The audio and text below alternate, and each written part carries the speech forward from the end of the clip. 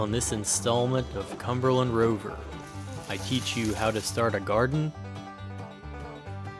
land a state record bass, and the baby skiff goes to the dog park.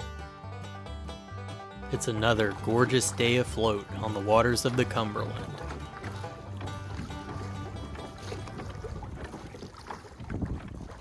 Soon may the wellerman come, bring us coffee, tea, and rum. One day when the tonguing is done, take our leave and go.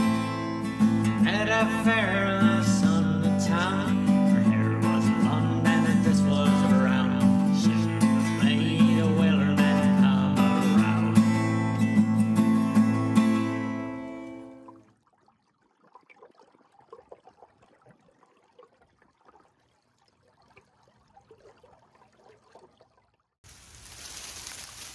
I plan on doing a little fishing on this outing, and I'm conducting an experiment with some homegrown worms dug up from my own garden. My worms are only about a quarter of the size of a nightcrawler, but it should still be interesting to see if anything bites. I stopped in town at the hardware store to pick up some of these locally made Shelton's bluegill bugs.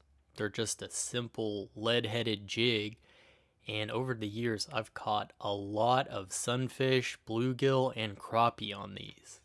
I'm launching from an LBL campground on Lake Barkley with strong winds out of the southwest. I plan on just staying in the big bay where the campground is located.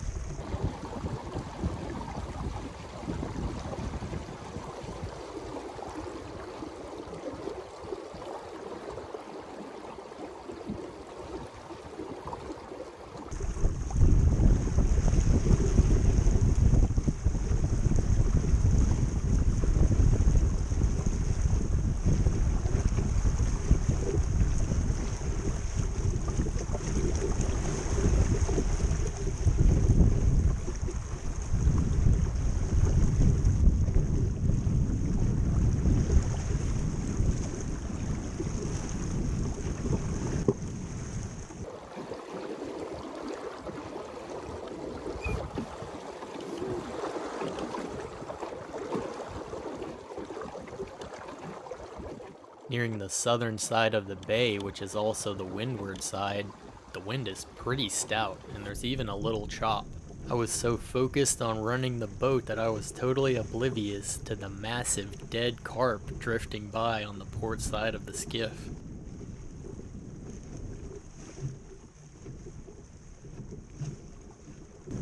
It was fun just bashing through the waves with a little bit of spray coming over the rail.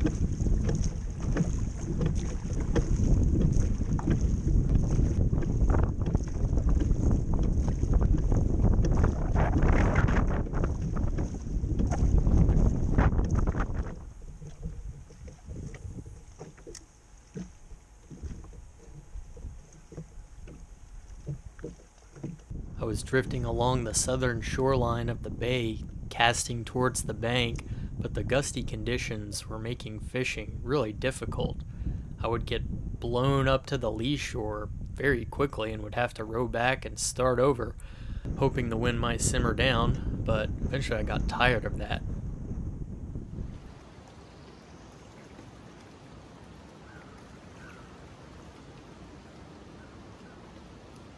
I beached the boat at the end of a jeep trail and decided to fish from the bank by wading.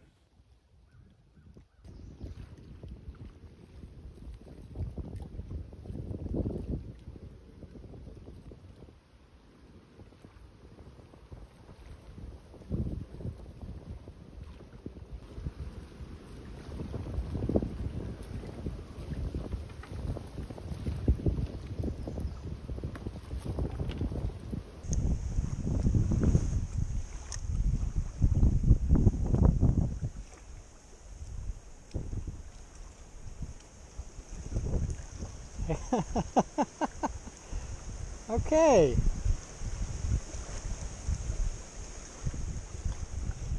I think that's smaller than the bait.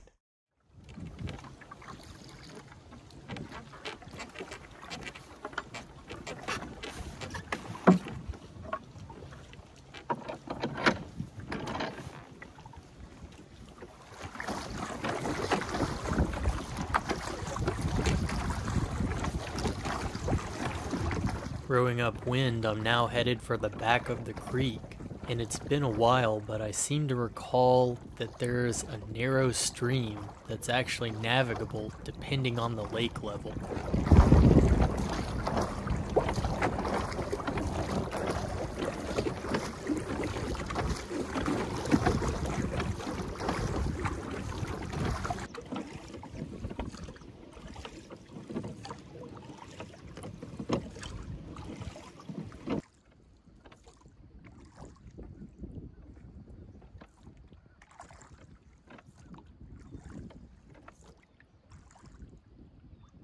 At the mouth of the stream, the water is much clearer than the lake. This is an indication of rain runoff. The creek bed is covered in vegetation, and this seems like a good place for bluegill to hide.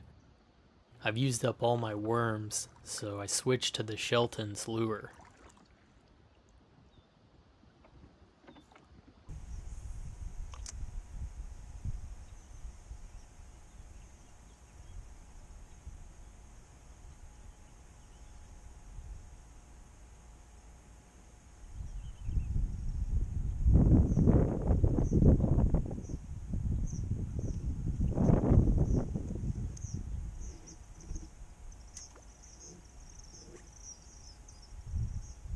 No luck in the mouth of the creek, so I continue to head upstream, and the further upstream I get, the more clear the water becomes. It even has sort of a blue tinge to it. It's a very inviting place.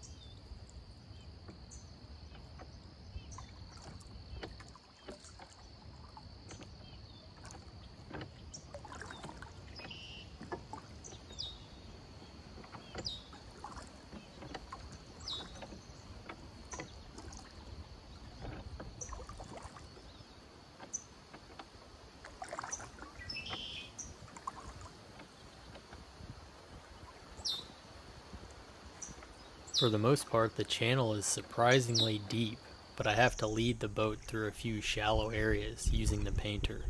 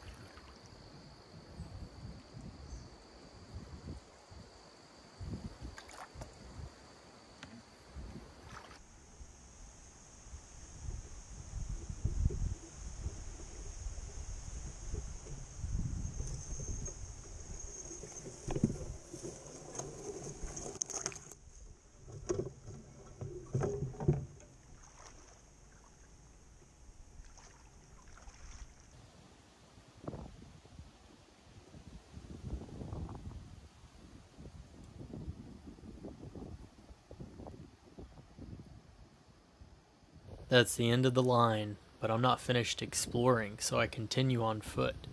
The water is freezing cold, so definitely rain runoff, and there may even be a spring that feeds into this creek. I'm honestly not sure.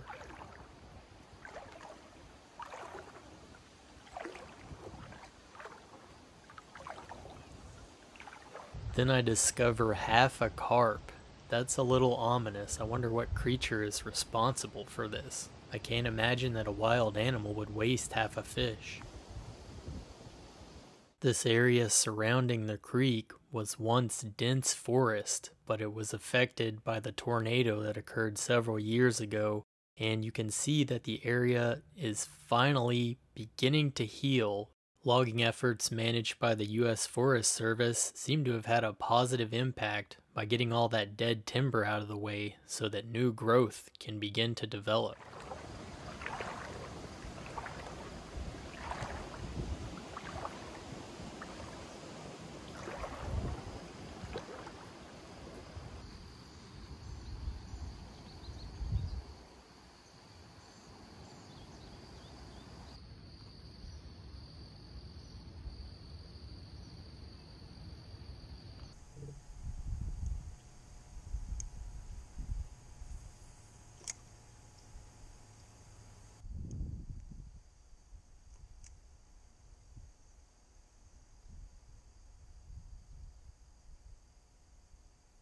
Drifting back downstream, I try fishing a couple of deep spots, but no luck. With plenty of wind to move the boat, it's time to relocate. I set sail for the broader midsection of the bay.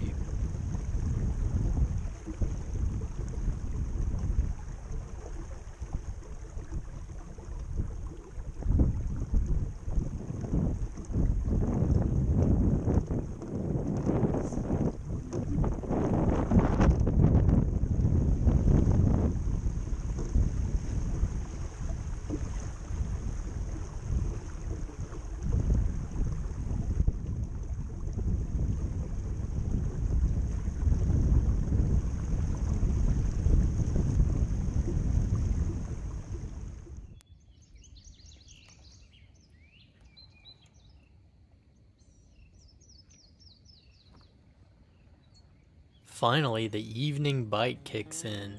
It's a sunfish. It's small, but nice to look at.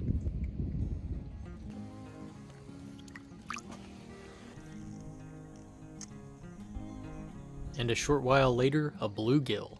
I'll settle for that. I'm actually not sure of the specific species. There's actually several different varieties of bluegill and sunfish that all have their own specific name and appearance. Bluegill is just kind of a catch-all term that many fishermen use.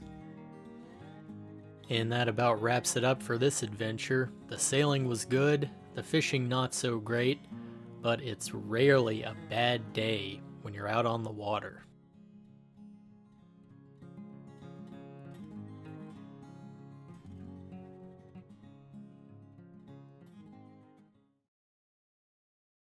This channel will continue to charge along under full sail, but at cumberlandrover.com I offer videos not available on this channel or anywhere else. The videos and articles are free. I don't run ads, but I do have a store offering some unique handmade products of my own design that I think will be of interest to sailors and outdoor enthusiasts.